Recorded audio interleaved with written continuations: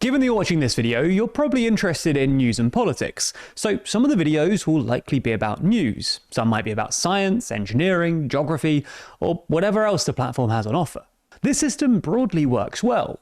Obviously, people like to complain about the algorithm. The United Kingdom wants to force YouTube to put legacy media channels above the algo channels. No spoilers. But also, like, I've said this many times, and I'm going to keep saying it, the liberal elite, the liberal aristocracy, understand that democracy is dead.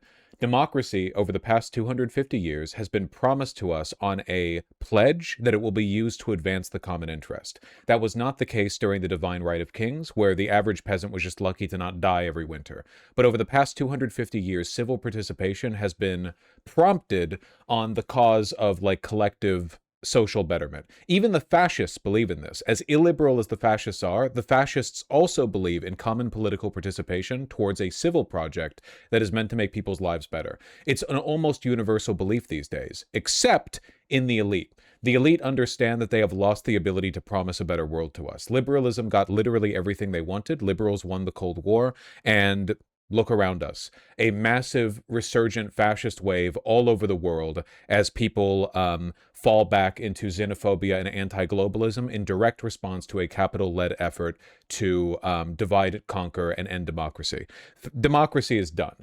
The United Kingdom, being just generally a very, like, paternalistic country, is leading the effort alongside Australia, the United States, and to a lesser extent maybe Canada, in finding an alternative. Especially, but the system generally works to ensure that you're shown videos that interest you and that will keep you on the platform. We're happy, YouTube's happy, you're happy. There's one group who seemingly aren't happy though, and that's the UK's public service broadcasters. Now, these broadcasters actually have a big footprint on YouTube already, far bigger than independent channels like ours, but they actually want more reach. In fact, they believe that they deserve more reach. So they've been lobbying the government to force YouTube. So China-style totalitarianism? No. For one, China's not... They're 50% totalitarian. But also China, the only reason the CCP exists right now and has the popularity that they do is because they not only promise, but have succeeded in increasing the quality of life of their constituents. Like, the Chinese Communist Party is keenly aware of the fact that if they ever stop delivering to the people, there are going to be serious issues. Over the course of a human lifetime, the CCP has risen like 1 billion people out of poverty. They've delivered an economic miracle that's unprecedented in all of human history. That's a lot of social mandate. But, you know, obviously progress is stalling over here in the West. It'll stall in China too. Liberalism can only carry you so far. Or I guess I should say, capitalism can only carry you so far. To change the way the platform works in order to shift the board in their favour, bringing them more eyeballs and more attention. That all culminated in this government green paper published recently, running through a proposal that fundamentally changes, and some might say breaks, YouTube. So let's unpack that proposal, what the broadcasters want, and... How is the CCP liberal or capitalist? Well, they subscribe to the liberal idea of civil participation towards social betterment. They are capitalist because they are capitalist. It is a capitalist economy in China. The degree of, like, state intervention in capitalism does not change the underlying mechanisms. China will, for a time, continue delivering to its people, but unless they have a serious, like, you know, paradigm shift in their economic modality, they're going to go down the same road as the rest of us. Why it's at risk of killing this platform. We probably ought to start by explaining who the public service broadcasters, or PSBs, actually are. The one you're probably most familiar with is the BBC. They're a state-owned broadcasting corporation primarily funded by the UK's licence fee, with the remaining chunk coming from commercial activities and government grants. Then there's Channel 4. They're also state-owned, but unlike the BBC, Channel 4 doesn't receive any of the licence fee. Instead, they're funded by advertising. Despite having to fund themselves, the fact they're owned by the state means that they still operate under a tight mandate to champion diversity, alternative viewpoints, and independent production. Next are ITV, STV in Scotland, and Channel 5. I wish Vaush would stop being hyperbolic. If Vaush actually believed democracy was done, he wouldn't spend the amount of time he does telling people to get out and vote and protect democracy. I've explained this more in detail, but it's really difficult for me to qualify every general statement that I make with the level of specificity that would be required. Like, I'm not writing a book here. But to be more specific, I think that capitalism exists in tension with democracy, and capitalism has won. It has won big time. And over the past 40 or so years, capitalism has exerted its influence to the extent that the democracy has basically lost its ability to promise good new things.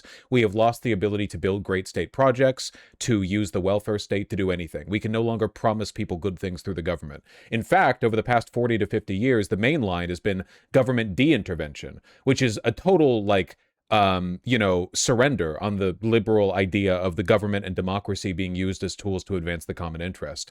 This is a sign from capital that they're no longer interested in playing that game. They don't have to pretend anymore. It's not FDR's time. The capital no longer needs the mask of positive government intervention or nationalization or infrastructure projects or great works projects or social welfare in order to justify the obscene gains of capital. Capital can now self-justify, and they control everything, so it's easy for them to do this through, propaganda.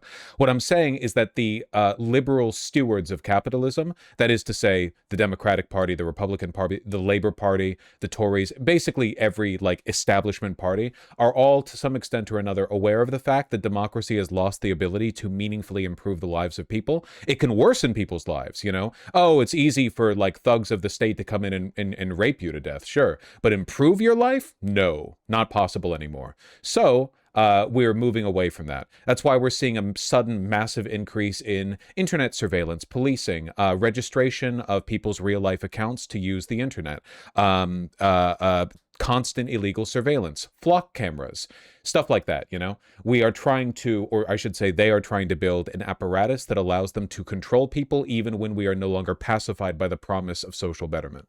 Unlike the BBC, they're commercial companies and are funded by So yeah, advertising. it's easier to say democracy is dead. Now, I think people like Mamdani are an antidote, not because they'll prevent the collapse, they can't. But what they will do is remind people that there are positive versions of government out there. Most people in America today don't really remember an era when the government was both capable of and willing to engage in massive expenditures to help people. But Mamdani is a reminder that if you get the right people in government, more can be provided. Millions of people have been inspired by his leadership. That's the reason why I believe in participating. Not because I think we can stop the collapse. I don't believe that. But I think we can manage it, and I think that we can inspire people to do better in the future. I do not want a future led by people who think the mistakes of the past were don't let the government do anything because they can't do anything to begin with. I do not want those people making those decisions. However, they are still PSBs, as they hold deals with the state in exchange for the right to broadcast on channels 3 and 5. In exchange for these prominent placements on your TV remote and at the top of the TV guide, both are obligated to broadcast a set amount of impartial, high-quality news each year, produce a large proportion of their shows in the UK rather than just importing them, produce content across the UK rather than just in London, with ITV also required to offer regional programming, as well as other obligations when it comes to accessibility and subtitling. Finally, there's S4C, the Welsh language broadcaster, who receive a small proportion of the license fee and are obliged to offer similar public service broadcasting in Welsh. Essentially though, regardless of their ownership or funding models, each of these broadcasters has done a deal with the UK government. They get to benefit from being the first things you see when you turn on your TV or open your... So the point of this video is that the United Kingdom is trying to apply these rules to YouTube, right? Basically, fuck all the individual content creators, BBC gets first bids on your front page. TV guide, as well as getting huge discounts on TV spectrum. In return, they're obligated to provide some sort of public good. Man, remember when the internet was free? Remember when the internet was like the Wild West where corpos had no power? You'd go on and you'd find little niche forums. Remember when Google search worked? The issue is, though, fewer people are consuming linear TV than ever before. Instead of flicking onto regular TV, people are just as likely to head to a streaming service like Netflix, Disney+, or crucially, YouTube. With YouTube equal to the BBC as the top-ranking video content platform by watch time in the UK. And here's where we circle back to where we started. When you open up YouTube, you're presented with a feed of videos that the BBC is dying so hard they're desperate. They don't care about their viewership. They would rather you just not watch anything. People make the mistake of assuming that legacy media is desperate because they have low viewership. Legacy media is propped up by the state. It needs to exist. Their viewership is immaterial. They would rather 10 people watch CNN and nobody watch anything else than 1 billion people watch CNN, but 1 billion people watch independent media. They're fine with your apathy. Your apathy benefits them. Platform thinks you'll like. Some of these might be from public service broadcasters, some of them will be from big media companies, and some of them will be from creators like us. That means that on the platforms people are increasingly using, the PSBs no longer get the priority that they've grown so used to. So here comes the Green Paper, and with it, the issue of prominence. Essentially, the PSBs feel that they're no longer getting a great deal. With prominent placement on TVs decreasingly relevant, PSBs are beginning to wonder why they still have to continue committing to everything in their mandates, if they're not also getting extra prominence on other online video platforms too. As such, the Green Paper proposes a new regulatory structure whereby platforms like YouTube are forced to give special prominence to video. Isn't legacy media on the front page far superior to right-wing racist slop? Right-wing racist slop only exists because of legacy media. Legacy media created and legitimized the social channels that would then go on to empower the far right. Right now, every mainstream media channel in America is aligned with the Trump administration, even to a lesser extent, but still to a meaningful one, MSNBC, which has to pull its punches because it knows who's the boss. The far right on YouTube were just a little blip, an algorithmic abnormality, a precursor to the real threat, which is the US government being run by actual neo-Nazis, which it currently is, and it's doing so with the consent and support of legacy media.